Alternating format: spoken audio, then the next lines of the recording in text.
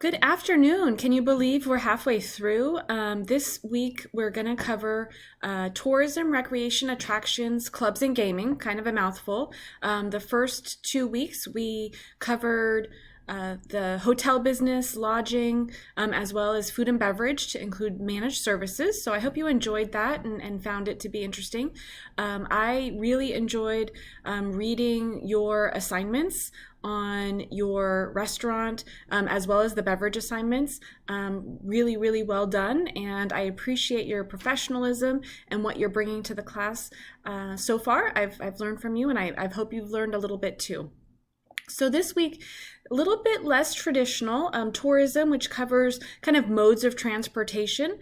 And in that tourism exercise, the assignment that you have to do, it's really kind of interesting to see how our industry has changed. I don't know that very many people use tour experts anymore or travel agents. I think that the internet has come a long way in helping us to be able to shop around for different rates.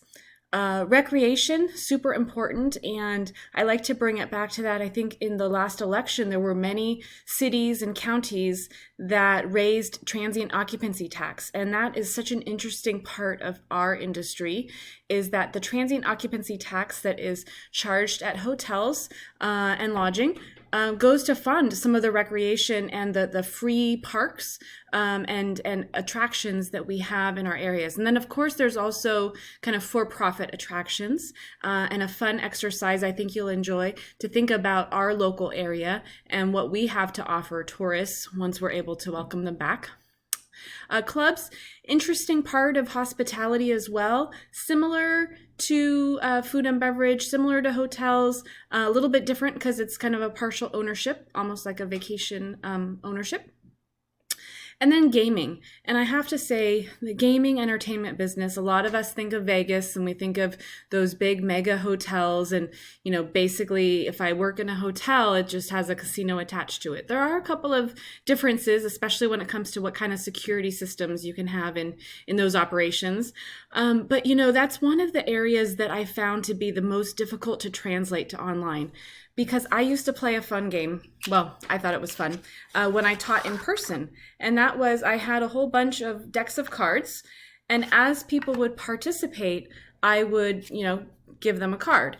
And so we would, and I would shuffle them up and, and then periodically throughout the class, we would stop what we were doing.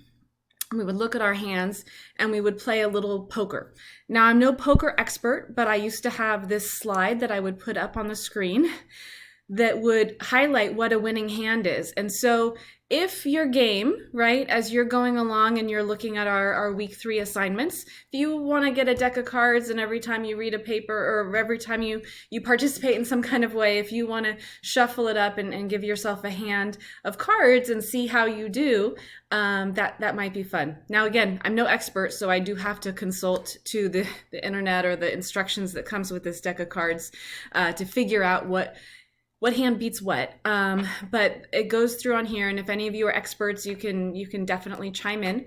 Royal flush would be all the same suit and straight, like consecutive in a row, including the ace as the highest card, right? Ace, king, queen, jack, 10. And then a straight flush is 5 cards that are straight or consecutive, all the same suit, but it doesn't have to be royal, so it doesn't have the king, queen, jack, ace. 4 of a kind of self-explanatory, right? 4 fours. Full house is 3 of one kind and 2 of another. So 3 sixes and 2 twos. I will say that if you are playing head to head with someone and you both have full houses, it's the highest suit that is the 3 of a kind that would win. Flush, all the same suit, right? So 5 clubs, 5 diamonds, that kind of thing. Straight would be all consecutive in a row, 2, 3, 4, 5, 6. 3 of a kind, right? 3 threes.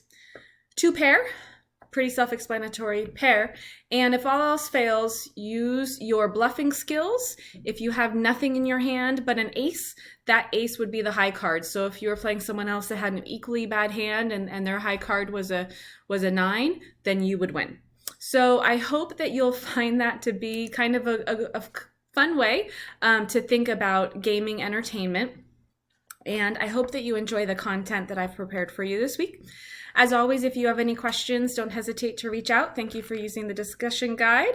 And let me know how I can help assist you in your journey in this hospitality class. Thank you so much. Have a great week.